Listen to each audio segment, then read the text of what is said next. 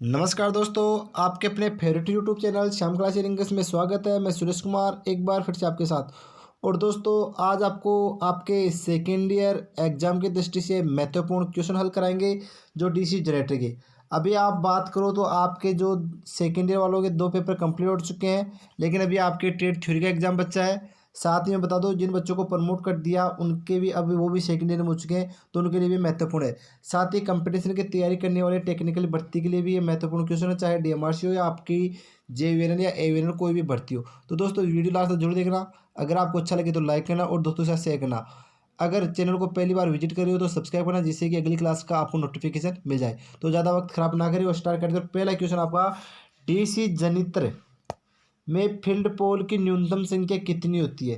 काफ़ी अच्छा क्वेश्चन है, सभी बच्चों को आता भी होगा। डीसी जनरेटर में न्यूनतम 2 पोलों की आवश्यकता होती है। ठीक है दोस्तों, तो पहला क्वेश्चन का आंसर आएगा बी। अगला क्वेश्चन, डीसी जनरेटर में फील्ड पोल बने होते हैं, यानी डीसी जनरेटर में फील्ड पोल किसके बने होते हैं। तो डीसी जनरेटर में हमेशा आपके फील्ड पोल होते हैं वह कास्ट स्टील के बने होते हैं। तो इसका करेक्ट आंसर आएगा ए। अगला क्वेश्चन भी काफ़ी अच्छा क्वेश्चन है दोस्तों, आर्मेचर कोर के लेमिनेट होने से कौन सी क्षति कम होती है। यानी अगर हम आर्मेचर कोर को लेमिनेटेड होने से कौन सी क्षति कम होगी, तो हमेशा एडी करंट क्षति को कम करने के लिए हम आर्मेचर कोर को लेमिनेटेड करते हैं। अगले क्वेश्चन है, आर्मेचर में स्लॉट क्यों कटे होते हैं। तो आर्मेचर में स्लॉट दोस्तों क्यों कटे, तो बताओ। तो इसमें आर्मेचर कॉइल स्थापित करने के लिए हम आर्मेचर में स्लॉट काटते हैं। तो इसका करेक्ट आंसर आएगा बी। दोस्तों, क्वेश्चन काफ़ी अच्छे हैं, तो आप पूरे क्वेश्चन अच्छे से हल करो और इन्हें नोट भी करो चाहो तो, क्योंकि आगे आपको बहुत काम में आएंगे। कंपटीशन ले लो, बड़े आईटीआई ले लो। अगला है, 4 पोल वाले वेव वाउंड जनरेटर में आर्मेचर के समांतर पत्तों की संख्या है। तो एक तो होती है आपकी लेफ्ट वाइंडिंग, एक होती है वेव वाइंडिंग। ठीक है दोस्तों, तो ये भी वेव वाइंडिंग बात कर रहा है। अगर ये लेफ्ट वाइंडिंग बात करता है तो उसमें ए बराबर पी आता है, लेकिन अगर ये वेव की कर रहा है तो उसमें ए बराबर 2 आता है। यानी इसमें पोलों की संख्या कितनी भी हो, लेकिन इधर कितना है 2। तो इसका करेक्ट आंसर आएगा ए। यानी इसमें 4 पोल है लेकिन वेव वाइंडिंग है, तो उसमें समांतर पत्तों की संख्या 2 ही रहेगी, क्योंकि ए बराबर 2 होता है। अगर यहाँ पर लेप होती तो वो आपके, अगर इधर 4 थे तो उधर भी क्या होती है, 4 ही होती, समान रहती। अगला क्वेश्चन है दोस्तों, डीसी जनरेटर में करंट किसके द्वारा बाहरी परिपथ को भेजा भेजा जाता है। यानी डीसी परिपथ में को बाहरी परिपथ में करंट किसके द्वारा भेजा जाता है। तो हमेशा इसका करेक्ट आंसर रहेगा ए, ब्रश के द्वारा ही आउटपुट में करंट प्राप्त की जाती है। अगला क्वेश्चन दोस्तों, डीसी जनरेटर में घूर्णन की दिशा परिवर्तित करने से करंट प्रवाह की दिशा खालिस्तान होगी। यानी अगर हम उसमें घूर्णन की दिशा परिवर्तित करेंगे तो उसमें करंट की दिशा क्या होगी दोस्तों। तो हमेशा घूर्णन की दिशा परिवर्तित करने पर उसमें करंट की दिशा भी परिवर्तित हो जाती है। तो इसका करेक्ट आंसर आएगा बी। अगला क्वेश्चन है दोस्तों आपका, डायनेमो में कौन सी उत्तेजना प्रणाली होती है। डायनेमो में कौन सी उत्तेजना प्रणाली होती है। तो दोस्तों, डायनेमो ने आपका जनरेटर मान लो, तो उसमें हमेशा स्थायी चुंबक काम में लेते हैं। ठीक है दोस्तों, तो उसमें आएगी स्थायी चुंबक, इसका करेक्ट आंसर आएगा बी। अगला क्वेश्चन है, इलेक्ट्रोप्लेटिंग में कौन सा जनरेटर प्रयुक्त होता है। तो इलेक्ट्रोप्लेटिंग में हमेशा दोस्तों आपका डीसी शंट जनरेटर काम में लेते हैं, डीसी शंट जनरेटर काम में आता है। अगला क्वेश्चन है दोस्तों, जब डीसी जनरेटर के फील्ड वाइंडिंग को 2 भागों में विभक्त कर एक भाग को श्रेणी में तथा दूसरे भाग को समांतर में है तो वह जनरेटर कहलाता है। तो बताओ वह कौन सा जनरेटर है। तो ध्यान रखना, एक श्रेणी एक समान, तो वह आपका डीसी कंपाउंडर जनरेटर होता है। ठीक है दोस्तों, क्योंकि डीसी सीरीज जनरेटर श्रेणी में जुड़ता है, शंट समांतर में जुड़ता है, लेकिन सीरीज और श्रेणी दोनों को जुड़ा के हम डीसी कंपाउंडर जनरेटर का निर्माण करते हैं। तो उसका करेक्ट आंसर आएगा सी। अगला क्वेश्चन है, डीसी कंपाउंड जनरेटर में विद्युत आबल स्थिर रहता है। तो उसमें स्थिर क्यों रहता है। तो उसमें फुल लोड तथा नो लोड दोनों पर हमेशा डीसी कंपाउंड में विद्युत वापल स्थिर रहता है। तो करेक्ट आंसर आएगा सी। अगला क्वेश्चन है दोस्तों, लेथ मशीन में किस जनरेटर का प्रयोग किया जाता है। तो लेथ मशीन में दोस्तों हम कम्युलेटिव कंपाउंड जनरेटर काम में लेते हैं, किसमें, लेथ मशीन। तो इसका करेक्ट आंसर आएगा डी। ठीक दोस्तों, अगला क्वेश्चन है दोस्तों डीसी, हाँ, चुंबकीय पदार्थ को बार बार चुंबकित और विचुंबकित होने से हुई वैद्युतीय क्षति क्या कहलाती है दोस्तों? तो बार बार चुंबकित और विचुंबकित होने से हमेशा हिस्टैरिसीस क्षति उत्पन्न होती है, उसे हिस्टैरिसीस क्षति कहते हैं। अगला क्वेश्चन है दोस्तों लोहे क्षति, यांत्रिक क्षति एवं संतपिंड क्षति के मिश्रण को क्या कहते हैं दोस्तों? तो इसमें इन सभी के मिश्रण को नियत क्षति कहते हैं। नियत क्षति बराबर होता है लोहे क्षति प्लस यांत्रिक क्षति प्लस संतपिंड क्षति, इन तीनों का मिश्रण क्या होती है? नियत क्षति कहलाती है। अगला क्वेश्चन है दोस्तों फ्लेमिंग के दाएं हाथ के नियम के अनुसार प्रेरित विद्युत वाल्व की दिशा इंगित करता है। तो बताओ प्रेरित विद्युत वाल्व की दिशा क्या इंगित करेगा दोस्तों? तो प्रेरित विद्युत वाल्व की दिशा हमेशा मध्यम अंगुली से करते हैं, क्योंकि पहली अंगुली चुंबकीय क्षेत्र की दिशा, अंगूठा उसके घुमावल की दिशा और बीच की अंगुली यानी मध्यम अंगुली हमेशा प्रेरित विद्युत वाल्व की दिशा इंगित करती है। अगला क्वेश्चन है दोस्तों निम्न में से कौन सी विधि द्वारा डीसी जनरेटर में विद्युत वाल्व प्रेरित होता है? यानी कौन सी विधि है जिसके द्वारा डीसी जनरेटर में विद्युत वाल्व प्रेरित होता है? तो उसमें गति जनित प्रेरित विद्युत वाल्व के द्वारा विद्युत वाल्व उत्पन्न होता है। अगला क्वेश्चन है दोस्तों 17 नंबर निम्न में से किस सिद्धांत पर डीसी जनरेटर कार्य करता है? तो डीसी जनरेटर दोस्तों हमेशा फैराडे के विद्युत चुंबकीय प्रेरण के सिद्धांत पर कार्य करता है। ठीक द्वारा दोस्तों अगला क्वेश्चन है दोस्तों इनमें से कौन डीसी जनरेटर की मौलिक आवश्यकता है? यानी इनमें से कौन सा है? तो आर्मेचर भी है, चुंबकीय क्षेत्र भी है, कम्यूटेटर बर्स भी है। इसका करेक्ट आंसर होगा डी यानी सभी। ठीक है दोस्तों अगला क्वेश्चन है दोस्तों ऊर्जा रूपांतर का कौन सी कार्य डीसी जनरेटर द्वारा किया जाता है? यानी ऊर्जा रूपांतर कौन सी कार्य डीसी जनरेटर द्वारा किया जाता है दोस्तों? तो ध्वनि उत्पन्न करना ये नहीं होता दोस्तों। विद्युत ऊर्जा को यांत्रिक ऊर्जा में परिवर्तित करना, तो ये मोटर का कार्य है। यांत्रिक ऊर्जा को विद्युत, इसका करेक्ट आंसर आएगा सी यानी यांत्रिक ऊर्जा को विद्युत ऊर्जा में परिवर्तित करना। अगला क्वेश्चन दोस्तों किस नियम द्वारा कुंडली में धारा की दिशा ज्ञात की जाती है? तो दोस्तों काफ़ी अच्छा क्वेश्चन है और इसमें आपको भी मालूम है कौन सा नियम है? तो वह दाएं हाथ के अंगूठे का नियम है। तो दाएं हाथ के अंगूठे के नियम के द्वारा ही धारा की दिशा ज्ञात की जाती है। अगला क्वेश्चन है दोस्तों ढलवा लोहे के प्रयोग से जनरेटर का योग बनाया जाता है क्यों?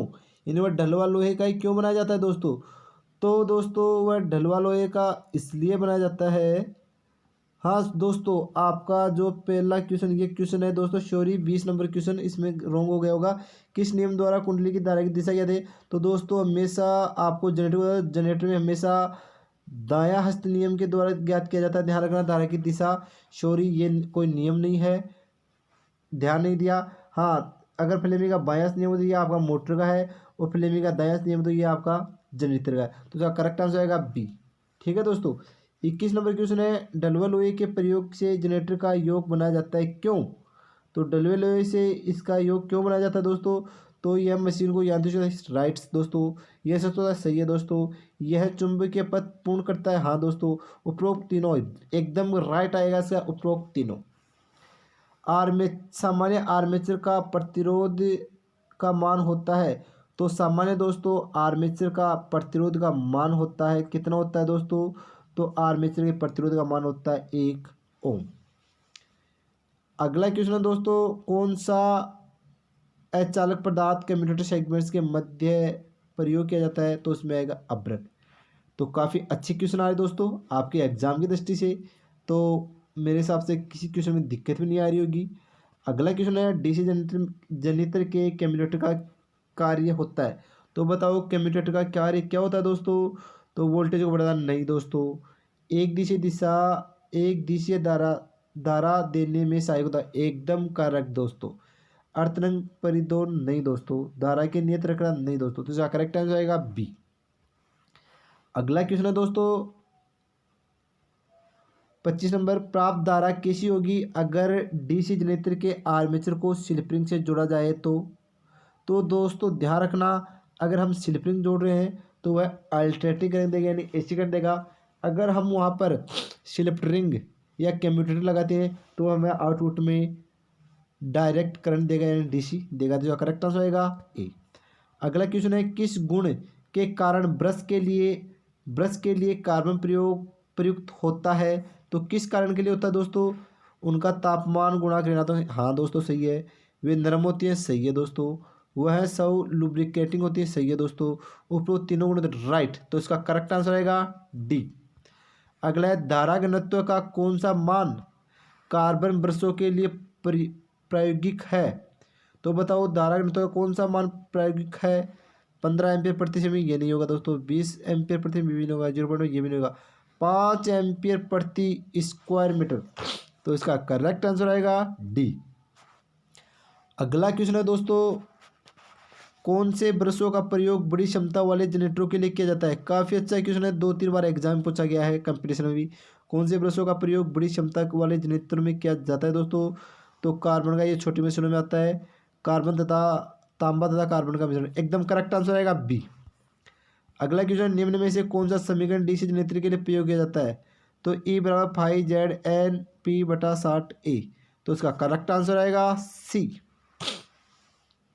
अगला क्वेश्चन है दोस्तों 8 पोल वाले सिंप्लेक्स लेप वाउंड जनरेटर में समांतर पत्तों की संख्या क्या होगी। तो इसमें दोस्तों लेप पूछ रहा है, तो ध्यान रखना अगर लेप पूछे तो ए बराबर पी आएगा। एक बार पहले भी क्वेश्चन आ चुका है। अगर वे पूछे तो ए बराबर 2 आएगा। तो बताओ अब लेप पूछ रहा है, तो अगर लेप में 8 पोल है तो इधर समांतर पत्त भी क्या आएंगे 8। तो इसका करेक्ट आंसर क्या आएगा दोस्तों। तो इसका करेक्ट आंसर आएगा बी। पहले में आपको वे पूछा तो वहाँ पर ए बराबर 2 थे, तो वहाँ पर 2 आएंगे भले पोल कितने भी हो। ठीक है। अगला क्वेश्चन निम्न किन तथ्यों पर जनरेटर का विद्युत वापन निर्भर करता है। यानी किन तथ्यों पर उसका विद्युत वापन निर्भर करता है। तो दोस्तों ध्रुवों की संख्या पर राइट, गति पर राइट, चालकों की संख्या पर राइट, उपरोक्त तीनों पर। तो इसका करेक्ट आंसर आएगा डी। अगला क्वेश्चन है दोस्तों लेप वाइंडिंग की तुलना में वेव वाइंडिंग जनरेटर का विद्युत वापन क्या होगा यदि मशीन में ध्रुव की संख्या समान है। तो दोस्तों अगर ध्रुव की संख्या समान है तो लेप वाइंडिंग की तुलना में वेव वाइंडिंग जनरेटर का विद्युत वापन क्या होगा अधिक, क्योंकि वेव में विद्युत वापन अधिक होता है और लेप में धारा अधिक होती है। अगला क्वेश्चन है 33 नंबर जनरेटर का विद्युत वापन नियंत्रित करने के लिए किसे परिवर्तित कर सकते हैं। तो विद्युत वापन परिवर्तित करने के लिए हम किसे परिवर्तित कर सकते हैं दोस्तों। तो फ्लक्स जनरेटर की गति, चालक के पदार्थ, गति और फ्लक्स दोनों को। तो इसका करेक्ट आंसर आएगा डी। यानी हम गति भी चेंज कर सकते हैं और फ्लक्स भी चेंज कर सकते हैं। तो इसका करेक्ट आंसर आएगा डी। अगला क्वेश्चन है दोस्तों जनरेटर के अपने अपशिष्ट चुंबकत्व खोने का कारण है। तो उसका अपशिष्ट चुंबकत्व खोने का मुख्य कारण क्या है दोस्तों। तो उसमें हैमरिंग व ओवर हीटिंग दोनों होने के कारण ही हमेशा अपशिष्ट चुंबकत्व खोने का कारण रहता है। तो इसका करेक्ट आंसर आएगा डी। अगला क्वेश्चन है दोस्तों निम्नलिखित किस कमी के कारण जनरेटर विद्युत वापन जनित करने में असमर्थ है। यानी कौन सा कारण जिसके कारण विद्युत वापन उत्पन्न नहीं हो रहा है दोस्तों। तो उसमें अब अवशिष्ट चुंबकत्व की क्षति हो गई है, ये भी हो सकता है दोस्तों। गुण की दिशा गलत, ये भी हो सकता है। क्षेत्र प्रतिरोधक क्रिटिकल प्रतिरोध से अधिक हो, तो ये भी हो सकता है। उपरोक्त तीनों में से कोई भी एक। हाँ दोस्तों तो इसमें आप डी कर सकते हो, कोई भी कारण हो सकता है। अगला क्वेश्चन है दोस्तों प्राइम मूवर के आधार पर डीसी जनरेटर के प्रकार हैं। तो प्राइम मूवर के आधार पर दोस्तों कितने प्रकार होते हैं। तो प्राइम मूवर के आधार पर hydro tumour, gas tumour, diesel tumour, उपरोक्त तीनों। तो इसका करेक्ट आंसर आएगा डी। ठीक है दोस्तों। अगला क्वेश्चन है दोस्तों आपका, हाँ दोस्तों 1 मिनट रुकना। कितने क्वेश्चन हो चुके हैं दोस्तों लगभग आपके, 1 मिनट रुकना।